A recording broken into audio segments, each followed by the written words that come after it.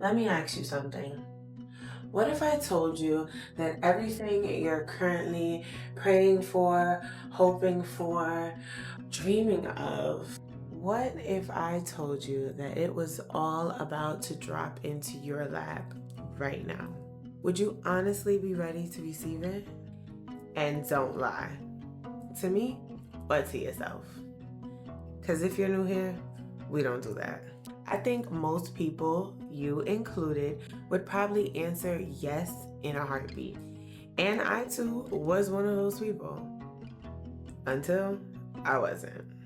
Now, this is a story all about how I got everything I ever thought I wanted and was like, okay, what now? I don't know about you, but I feel like I have been going my whole life with this accomplishments checklist.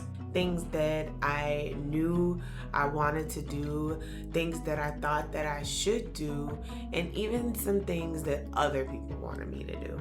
But it never once crossed my mind. What happens when you check everything off? What happens when you finally make it to the last item? Well, my theory is that you hit what's called your upper limit. And that just means you have reached your own personal high in life. Or, in other words, you have everything you could have ever wanted.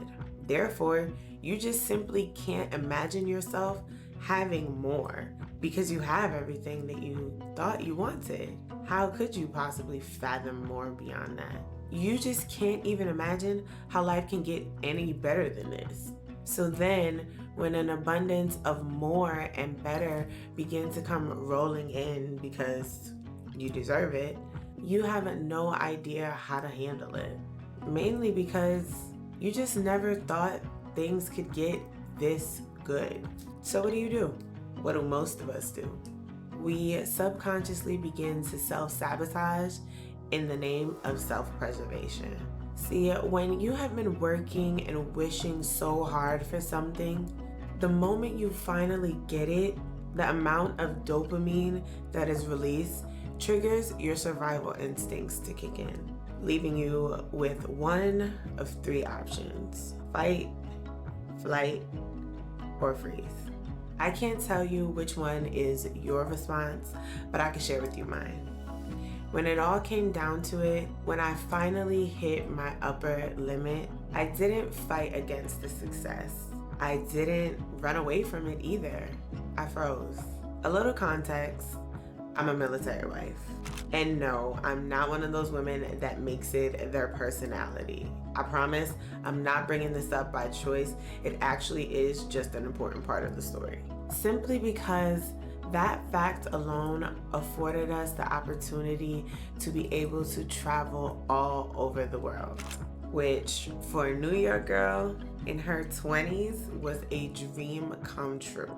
Spending my early adulthood country hopping through Europe led to some crazy nights and some even crazier stories, resulting in me wanting to document my life. You know, that old school YouTube vibe, just me, the world, and my camera. I officially started posting on this channel back when we lived in Hawaii. Back then, I was mainly using this platform to learn how to do my own hair and makeup.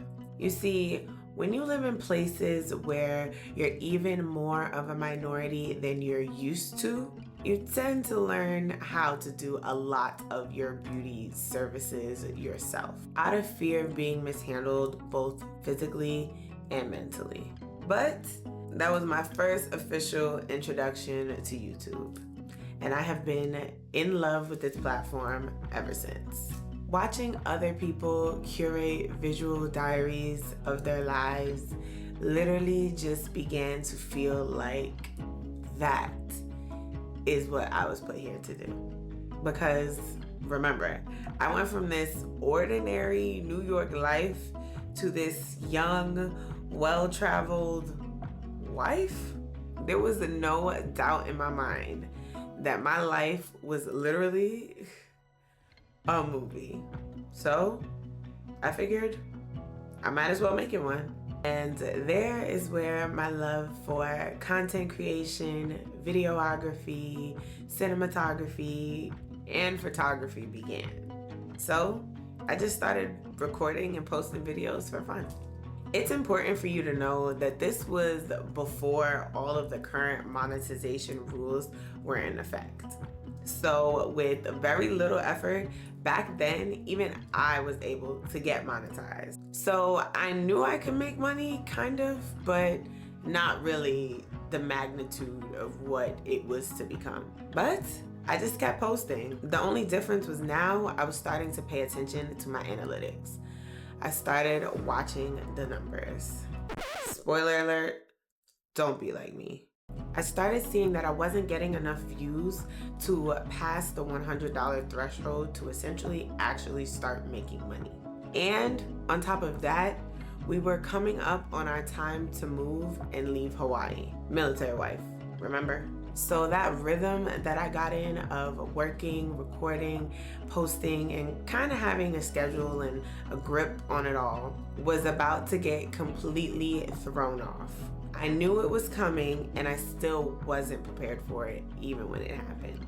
And then the time came and we moved from Hawaii all the way to Italy. See what I mean? The material just writes itself. My life was a movie that was unfolding before my eyes. And although I had to take a break from filming and posting during the move, I knew that this was the perfect opportunity to revamp my channel and capture some really amazing memories, like a hot air balloon ride in Morocco, or riding dune buggies through the streets of Greece, or bike riding through the square in Amsterdam, or swimming in waterfalls in Croatia. I just didn't quite capture it all like I had intended. Plus, when I really thought I was ready to pick up the camera back then, I remember the little bit of return I was seeing, aka the numbers, in comparison to the amount of love and effort and intention that I was putting into the videos that were going on my channel. And that is when it happened the first time. I hit my upper limit. I got in my own head and talked myself out of doing something that I loved. So much so that when YouTube came out with the current monetization rules, my channel was demonetized for lack of activity, which means I just stopped posting altogether because I started to let the numbers dictate if this is what I thought I should be doing. Fast forward to now, we have moved back to the States. We are parents now. We are first-time homeowners now, and I'm a serial entrepreneur. I thought to myself, I am just in a completely different space in my life, and I am finally ready to pick back up the camera. So I did. And I'd like to say I've been relatively consistent ever since. But now I had to work my way back up to being monetized. Although YouTube was always my fun and creative outlet, like I said, I'm in a completely different space in my life where my time is even more valuable. Between juggling motherhood, homeschooling, being a military spouse, and a serial entrepreneur, if I was gonna pour my time and resources into my craft and my channel again, it was gonna have to make dollars and cents, respectfully. And although it was really hard, my effort and dedication eventually paid off. One of my videos finally got some real traction. And honestly, what's so crazy about that being the video to take off was that that was the first video where I ditched the formula. I stopped trying to do all the things that everyone says would work to gain traction on your channel, and I just focused on making content that felt good but was also reflective of where I was in my life currently. I did the work, and then I wished that it would reach everyone it was supposed to, and I wish that that would be the video to take my channel to the next level. And then it did. That's exactly what happened. But now what?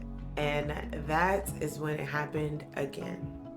I hit my new upper limit. I found myself, honestly, at a fork in the road, because now that I've gotten a taste of the algorithm, was I going to continue to create the type of content that the numbers were showing me would be successful, or would I stay true to myself, to my craft, and to my art, and continue to make content that felt good but may not necessarily perform so well? Another spoiler alert, if you're watching this, I chose the latter.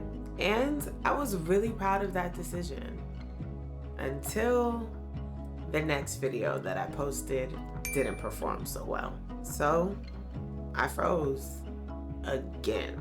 But this time, months had passed since my last upload. I was still picking up the camera to document my life, but my creative spark, to be honest, was burnt out. I was completely torn on what to create. So I ended up creating nothing. It felt like I was slipping into old habits and getting in my own way again. This essentially was my second chance to bust through that glass ceiling that I created for myself. My second chance to truly believe that the sky is the only limit. And in the words of Mean Girls, the limit does not exist. And that is when it hit me. Maybe I'm not ready to receive what I've been asking for.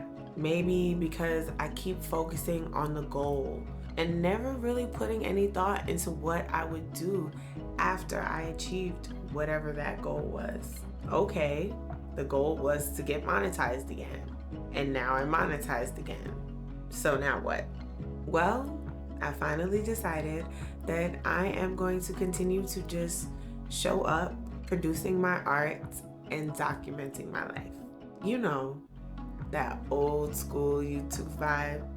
Just me, the world, and my camera. In hopes that my content reaches the people that need it the most and lets them know that they are not alone in this thing called life. This road to monetizing my channel, again, has taught me that if I want to maintain the success that I've earned, I am going to have to choose me every single time. And choosing me meant facing the harsh reality that I was in my own way. And getting out of it is hard. It was a hard lesson to learn, for sure. But I know I can't be the only person that needed to learn it. If you're still here, chances are you probably did too. And that's okay. Let this video serve as your reminder to ask yourself, am I really ready to receive it, whatever it may be for you? Do you know what you're gonna do when you finally achieve it? What about, do you know how you're gonna maintain it? I want you to think about all of those things. In the meantime, it looks like we're figuring this thing out together. So if you feel like sticking around, you know where to find me. Until next time, you can catch me in this video right here.